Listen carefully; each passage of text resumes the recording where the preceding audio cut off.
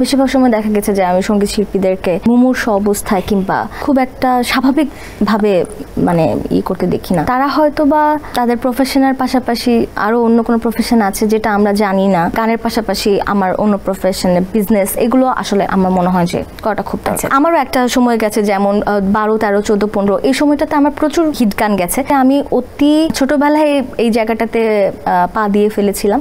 বর্তমান সময়ে গান গেয়ে কি জীবিকা উপার্জন করাটা সম্ভব হচ্ছে? এটা খুব টাফ একটা কোশ্চেন। যদি অনেস্টলি বলি তাহলে একটু টাফ। বাংলাদেশের প্রেক্ষাপটে একটু টাফ। সবাইকে তার প্রফেশনের পাশে কিছু না কিছু করতে হবে আর কি। আচ্ছা, তো সেক্ষেত্রে অনেক সঙ্গীত শিল্পীদেরই আমরা দেখছি গান গেয়ে বেশ স্বাচ্ছন্দ্যে জীবন কাটাচ্ছে। সেক্ষেত্রে সেটা কিভাবে সম্ভব হচ্ছে? খুব লাক্সারিয়াস জীবন লিড করছে যখন তারা স্বাচ্ছন্দ্যে, যখন সে একটা ভালো অবস্থানে খুব বেশি হলে 3-4 বছর বা 5 বছর বা থাকে, কিন্তু একটা পর্যায়ে যে সে একাকিত্বে যখন ভোগে তখন তো আমরা দেখি না যে তার সম্পূর্ণভাবে মানে আমরা বেশিরভাগ সময়, আমি সরি টু সে, বেশিরভাগ সময় দেখা গেছে যে আমি সঙ্গীত শিল্পীদেরকে খুব মানে কি বলে এটাকে, মুমূর্ষু অবস্থায় কিংবা খুব একটা স্বাভাবিকভাবে মানে করতে দেখি না। আমরা অনেক সঙ্গীত শিল্পীকে এখন দেখছি যারা বেশ মানে থাকে না যে লাক্সারিয়াস লাইফ লিড করছে। তো সেক্ষেত্রে কি গানের পেছনে অন্য কোনো গানের জগৎ আছে কি না? এটা আসলে এক একজনের, আমি বলবো যে এক একজনের লাইফস্টাইল তো এক এক রকম। তো তারা হয়তো বা তাদের প্রফেশনের পাশাপাশি আরও অন্য কোনো প্রফেশন আছে যেটা আমরা জানি না। আচ্ছা, তো সেখান থেকে হয়তো বা, কিন্তু আমি যদি বলি যে একটা আর্টিস্টের খুব ভালো সময়, খুব বেশি ভালো হলে 5 থেকে 7 বছর এরকম খুব ভালো একটা সময় যায়। সেই সময় আসলে করা পসিবল না যে তা না, করা পসিবল, কিন্তু এর একটা পর্যায়ে যে, কারণ আপনি কয়টা গান হিট দিবেন, হ্যাঁ অনেক কিন্তু যে কয়টা গান হিট দিবেন, সেই হিট গান কিংবা এখন তো অনেক কম্পিটিশনের সময়।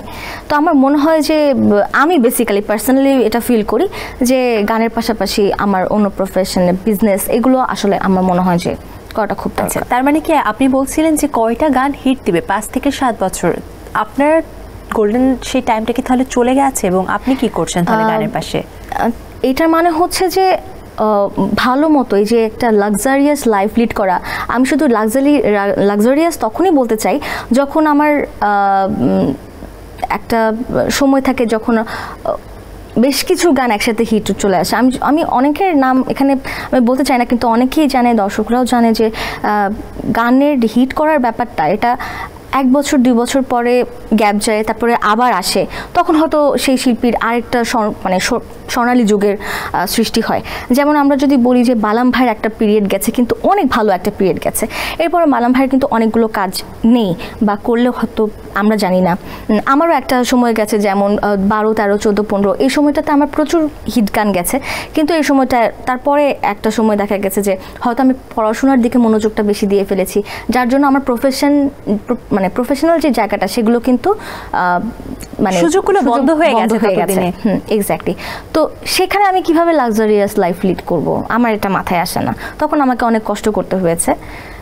ব্যাপারটা কি এরকম, অনেক ছোটবেলায় যেহেতু আপনি এই রঙিন ভুবনে পা দিয়েছিলেন, তাই না বুঝে অনেক জায়গায় কিছু ভুল হয়ে গেছিল? না, আমার এটা মনে হয় না। আমার কাছে মনে হয়েছে যে আমি অতি ছোটবেলায় এই জায়গাটাতে পা দিয়ে ফেলেছিলাম, যার জন্য আমার কাছে মনে হয়েছে যে আমার বিশ্ববিদ্যালয়ে লাইফে এসে সেখানকার পড়াশোনাটা, আমার যেই মেইন যে স্ট্রাকচারটা, সেটা থেকে আমি দূরে সরে যাচ্ছিলাম। তো আমার কাছে মনে হয়েছে যে আমার ওটা সবচেয়ে বেশি জরুরি, কারণ একজন শিক্ষিত আর্টিস্ট এটা অনেক বড় একটা ব্যাপার, প্রতিটা দেশেই এটার অনেক চাহিদা আছে। তো আমার কাছে মনে হচ্ছে পড়াশোনাটাকে শেষ করা দরকার, তারপর আমি আবার গানে তো ব্যাক করতে পারবো, এবং আমি আবার ব্যাক করেছি। তো এই যে একটা মাঝখানে যে একটা পিরিয়ড যায়, এই পিরিয়ডের সময় লাক্সারিয়াস লাইফ তো আমার মনে হয় না যে এটা লিড কারা করে, আমি জানি না।